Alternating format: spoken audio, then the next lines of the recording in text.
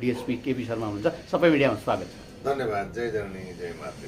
के छ अहिले प्रचण्डको जुन भारत भ्रमण आवश्यकता थियो अथवा बाध्यता थियो अथवा के थियो र यो राँगोको प्रकरण किन मौलाइरहेको छ, कसरी निहाल्नु भएको छ?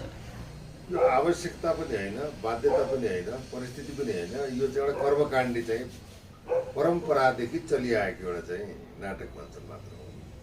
नाटक मञ्चनमा धेरै चाहिँ कसरतको बावजुद, धेरै अभ्यासको बावजुद उहाँले 6 महिना पश्चात हाम्रो देशको प्रधानमन्त्रीले भारत भ्रमणको निम्तो पाउनुभयो। निम्तो पाए पश्चात उहाँले एउटा चाहिँ टोली लिएर चाहिँ जानुभयो। गइसकेपछि अब त्यहाँ नर्तकीको चाहिँ अब स्वागत, राज्य मन्त्रीबाट जाने उहाँलाई चाहिँ स्वागत गरेका कुराहरूले अवश्य पनि देशको एउटा बुझ्ने जान्ने सक्षम नागरिकको हृदयमा र मानस पटलमा पीडाबोध भएकै अवस्था हो। भूभागको रूपमा, भौगोलिक रूपमा, जनसङ्ख्याको रूपमा सानो होस् या ठुलो होस्, देश भनेको देशै हुन्छ। र सम्मानित प्रधानमन्त्री पुष्पकमल दाहाल प्रचण्डज्यू र सम्मानित महामहिम उहाँकै शब्दमा नरेन्द्र मोदी भारतीय प्रधानमन्त्री समकक्षी लेभलको प्रतिनिधित्व गर्छ विश्व राजनीतिले र चाहिँ विश्व चाहिँ अन्तर्राष्ट्रिय चाहिँ नियमले पनि यसलाई यही अनुसार चाहिँ अङ्गीकार गरेको हुन्छ। गए पश्चात उपलब्धि चाहिँ के भयो भन्दा शून्यतामा परिणत भयो। जलविद्युत परियोजनाहरू चाहिँ उहाँले हेन्डओभर गरेर आउनुभयो र दीर्घकालीन चाहिँ नि 2000-10,000 चाहिँ मेगावाट यहाँ गर्ने त्यहाँ गर्ने यहाँ त यो कर्मकाण्डी भाषण पहिला पनि भएको थियो, अहिले पनि भएको थियो।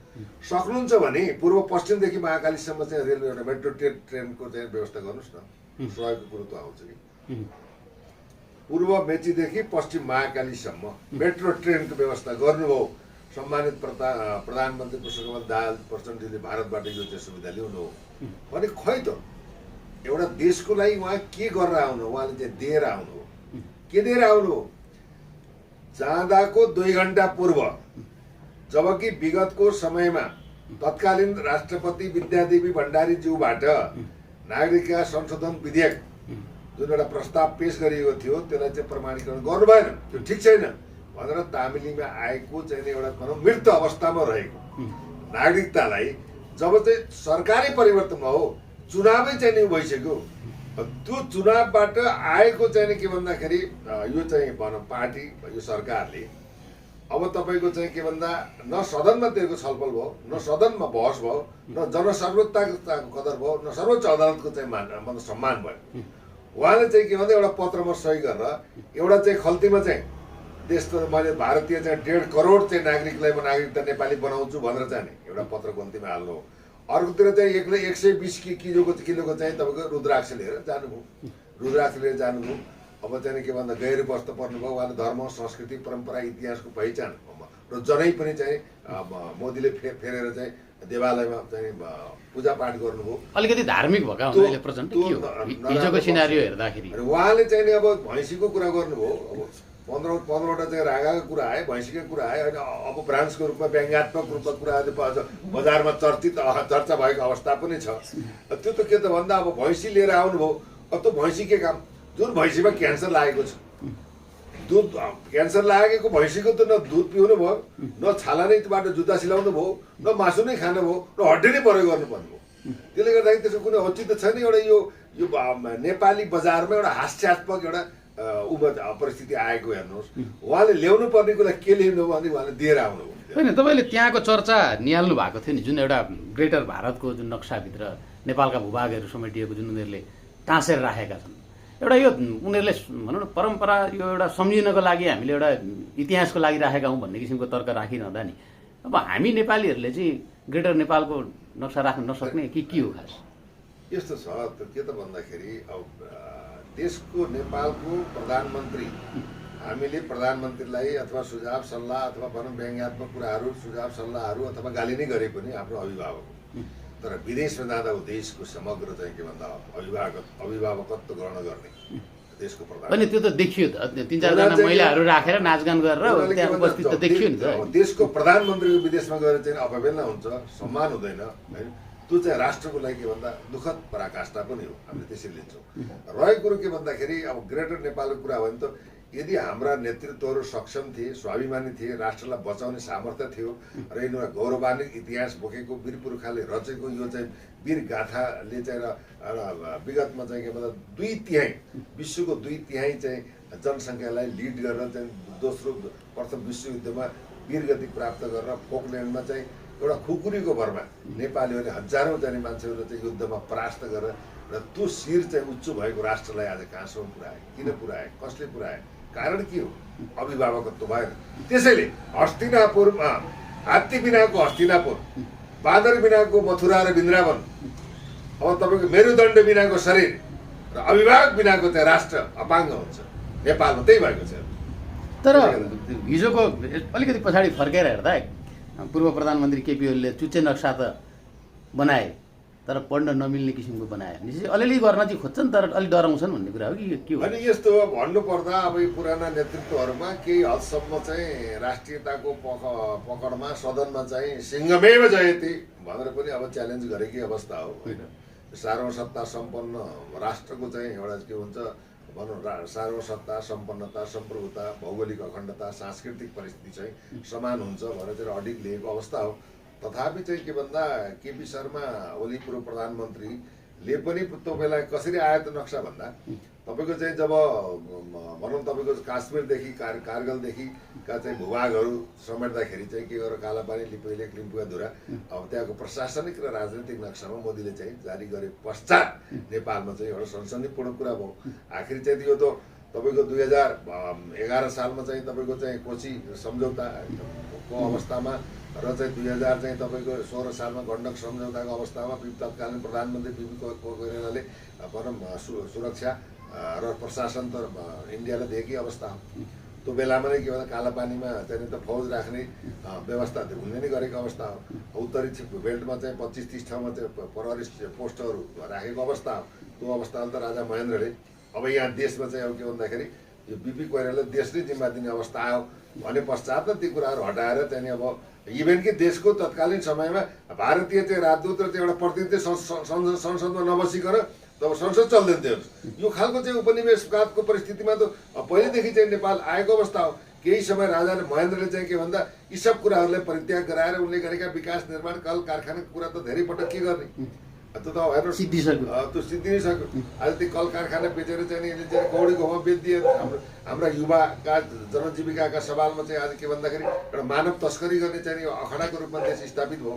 यसले त के भन्दा यो भुटानी शरणार्थी नक्कली प्रकरणलाई ओझेलमा पार्नको लागि रेशम चौधरी 3वटा तहको अदालतले फसेला गरेको चाहिँ जन्मकैद फसेला गरेको म उन्मुक्ति दिए अहिले आन्दोलन जारी छ।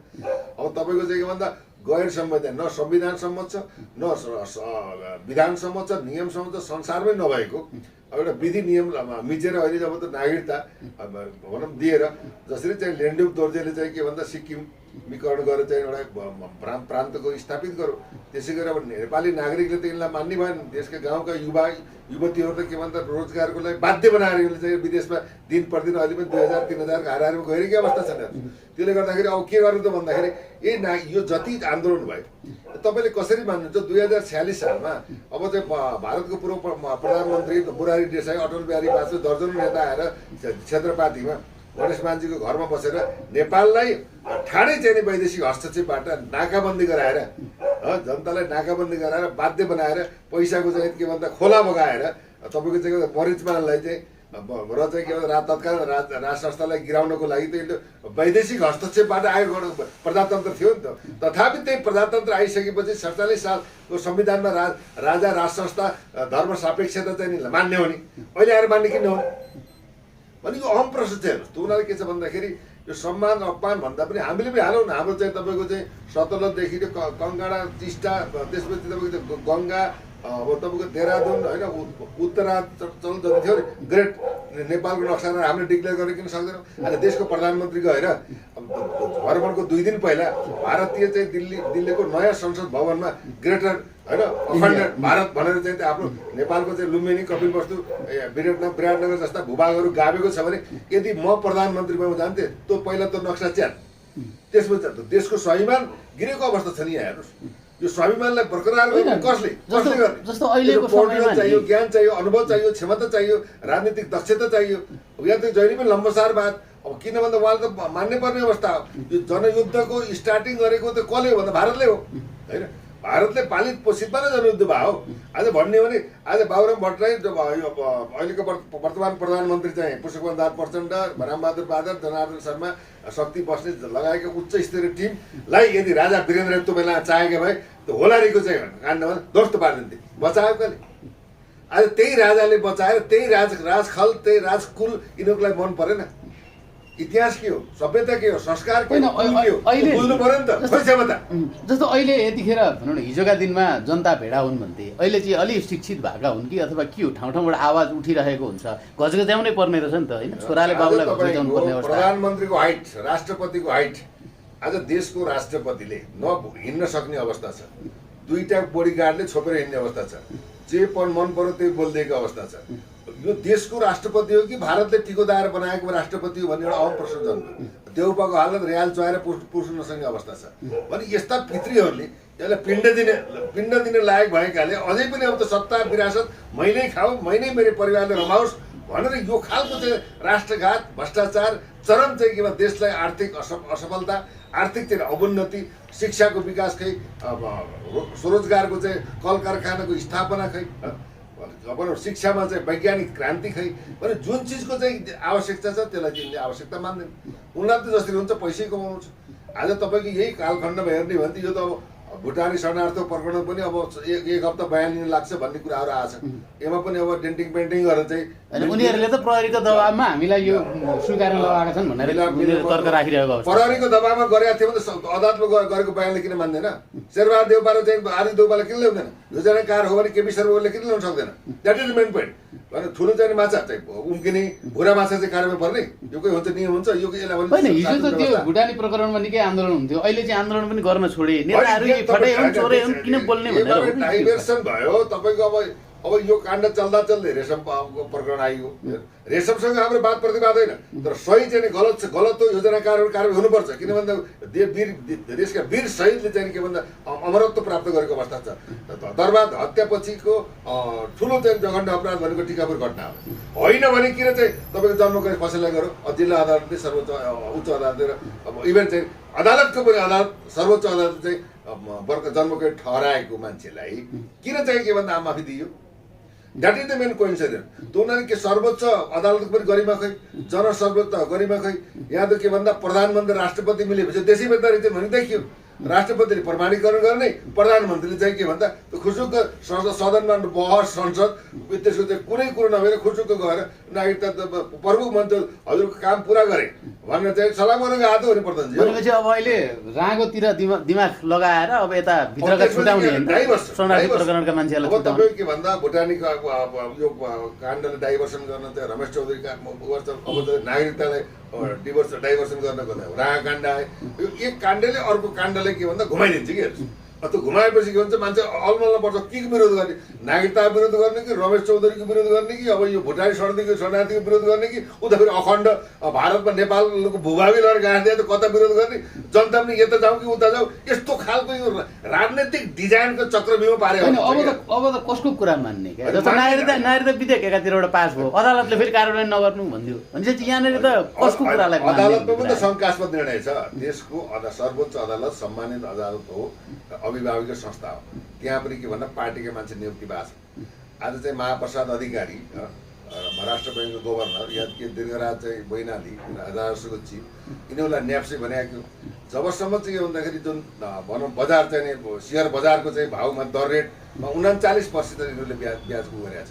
उसलाई मिनिमाइज गराएर जाने भने त यही सेयर बजारले तपाईँको 10 दिनमा चाहिएको आर्थिक स्थिति चाहिँ के हुन्छ भन्दाखेरि परिवर्तन हुन्छ। यसले थाहै छैन, न इकोनोमिक थाहा छ, न भौगोलिक थाहा छ, न राजनीतिक थाहा छ, न कुटनीतिक थाहा छ, न सामाजिक परिवेश थाहा छ, न म को हुँ, मैले गर्नुपर्ने दायित्व के हो, मैले किन निर्वाचन गरेर आएँ।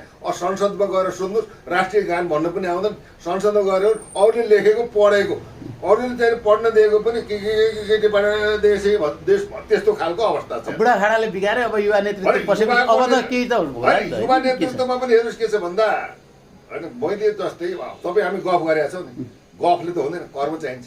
कर्म नि नम्बादी खाला राष्ट्रिय माफले सुखदाचन भन्छ कि कर्म नै नभइकन गफले त चाहिँ के भन्छ भोको पेट भर्दैन। त्यो हाम्रो कर्म अहिले जनताले परिणाम चाहेको, घाँस चाहियो, बाँस चाहियो, शिक्षा चाहियो, सुरक्षा चाहियो। भनौँ कम्ती शिक्षा र स्वास्थ्य त फेरि हुनु पर्यो होइन, स्वरोजगारको व्यवस्था हुनु पर्यो। तपाईँले डिग्री पास गर्नुहुन्छ, त्यो डिग्री पास गरेर तपाईँले चाहिँ तपाईँको 10,000 को तल तपाईँले पाउनुहुन्न। फेरि कतार यस्तो खालको चाहिँ अब तपाईँ कतार जानु पर्यो, मलेसियाको जग्गामा भेडा चराउनु पर्यो। तपाईँको पढाइको अर्थ के रह्यो? हाम्रो के भन्दा प्राविधिक युक्त शिक्षा हुनु पर्यो। कम्तीमा देशको युवा युवतीले 10 क्लास त 12 पास गरिसकेपछि आफ्नो खुट्टामा उभिन सक्ने त्यो वातावरण राज्यले नै व्यवस्था गर्नु पर्यो, नट ओन्ली गार्जियन के। त्यो त रेस्पोन्स भन्नु त सरकार हो नि त। सरकार भन्नु त अभिभावक हो नि। अभिभावकै चाहिँ के राष्ट्रघाती, देशद्रोही, अब त विदेशीका लम्पसारवादी होइन, आफ्नो राष्ट्रिय स्वाभिमान, आफ्नो गरिमा, मान, प्रतिष्ठा, इज्जत, जनताको जनचाहना, जनइच्छालाई कुल्चेर मन परी निर्णय गरेर लुट्ने, खाने, देशलाई असफल राष्ट्र बनाउने र चाहिँ 20-22 खरब ऋण बोकाउने, जनतालाई ऋणबाट थेचाएर चाहिँ मार्ने बाहेक त यिनीहरू किनले गार्जियन भन्नुहुन्छ कि महिषासुर भन्नुहुन्छ कि अपराधी भन्नुहुन्छ कि यिनीहरू जनसेवक भन्नुहुन्छ कि जनप्रतिनिधि भन्नुहुन्छ। आज पहिलाको समयमा 5-6 करोड एउटा जना सांसदले अब यो खानु हुँदैन, यो त माई खाने भाँडो हो, आफ्ना भारदार पाल्ने भनेर त्यसलाई क्यान्सल गर्यो। फेरि अहिले आएर चाहिँ अब प्रत्येक सांसदलाई चाहिँ के भन्छ संसद कोषबाट 5 करोड चाहिँ के भन्दाखेरि पकेट खर्चको लागि व्यवस्था गरेका छ। त्यसमा पनि हामी विरुद्धमा छौँ हेर्नुहोस्, किनभने नहुने काम त गर्नु भएन नि त। यो अब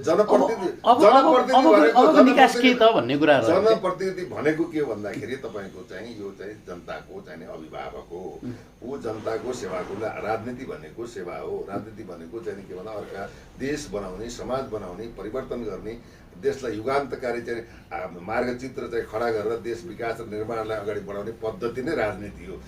यो नीति भनेको राजाबाट आएको राजनीति हो। त्यसैले मैले अघि नै भनिसकेँ, जबसम्म यो देशमा यो के भयो राजकुलको अपमान भयो, जब चाहिँ वीरेन्द्रको चाहिँ वंशनाश भयो, त्यसबाट देशमा चाहिँ के भन्दा अभिशाप सुरु भयो। त्यो राजकुलको अपमान गरेकै कारणले देशले दुर्दशा, यो विश्व जनमतबाट नेपाल र नेपालले चाहिँ यो एउटा बेइज्जतीको चाहिँ एउटा पात्र भएर बाँच्नु परेको छ।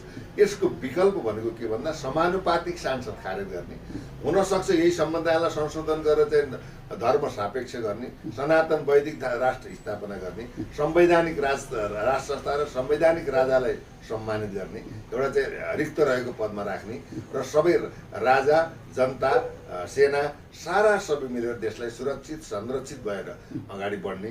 फेरि त्यसको लागि पनि त इन्डियामा गएर खुट्टा ढोक्नु पर्ने होला नि। अनि खुट्टा त यस्तो छ, जब जनताले अब नेपाली जनताले अब चाहे अब पनि बुझ्दैनन् भने कहिले पनि बुझ्दैनन् र देश पनि रहँदैन। यो लेखिराख्नुहोस्, किनभने यिनीहरूले चाहिँ के छ भन्दाखेरि विदेशीलाई नागरिक हो। एउटा प्रश्न छ हेर्नुहोस्, जस्तै 40 लाखले चाहिँ अङ्गीकृत नागरिकता पाए, यहाँ जग्गा जमिन किने, कल कारखाना किने, नेपाली नागरिक भए, तिनीहरूसँग हाम्रो प्रश्न होइन। तिनीहरूबाट जन्मेका सन्ततिले निर्विवाद रूपमा चाहिँ नागरिकता पाउनुपर्छ।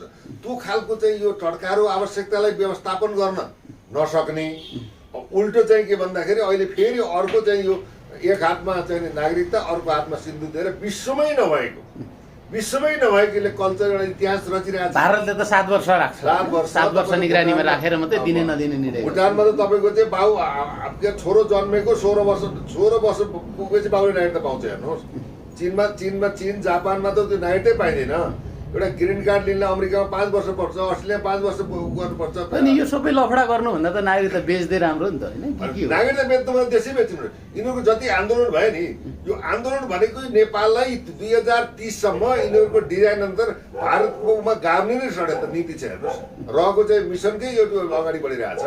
यो त पटनामा गएर यो उपेन्द्र यादव लगायतको उच्च नेतृत्वले 2016 सालमा गएर चाहिँ एउटा होटलमा गएर मिटिङ गरेको छ त यिनीहरूले। 2030 सालसम्म नेपाललाई इन्डियामा गाड्ने रणनीति छ। त्यसैमा आएर फेरि तपाईँको एमसिसी अमेरिकालाई पनि घुसाइदियो, भारतलाई पनि घुसाइदियो, चीनलाई पनि रुष्ट बनाइदियो, युरोपियन युनियनलाई धर्ममाथि खेल खेलेर धार्मिक युद्धको चाहिँ भाँडभैलो पारिदियो। चौतर्फी घेराबन्दीमा, वैदेशिक हस्तक्षेपको चौतर्फी घेराबन्दीमा नेपाल पऱ्यो। यसको विकल्प भनेको संहिता खारेज गर्ने, राष्ट्र संस्थालाई सम्मान गर्ने, धर्म सापेक्ष राष्ट्र बनाउने, वैदिक त्यो पनि के भन्दा भनौँ सबै धर्मको सम्मान हुने गरी, सबै धर्मको सम्मान हुने गरी हिन्दू राष्ट्र कायम गर्ने र यसमा सबैले हातेमालो गरेर देशभन्दा माथि धर्म पनि हुँदैन, विचार पनि हुँदैन, आस्था पनि हुँदैन, देश नै ठुलो हुन्छ भनेर सबै चाहिँ नै भनौँ व्यक्तिहरू अगाडि बढ्यो। अब तपाईँको युवाहरू त 90 लाख युवाहरू चाहिँ कतारदेखि चाहिँ भनौँ मलेसिया खाडीको मुलुकहरूमा छ। सर्वोच्च अदालतले अनलाइन भोटिङ सिस्टम गर्नुपर्छ भनेर तपाईँको 2 वर्ष पहिला फसेला गरेको छ।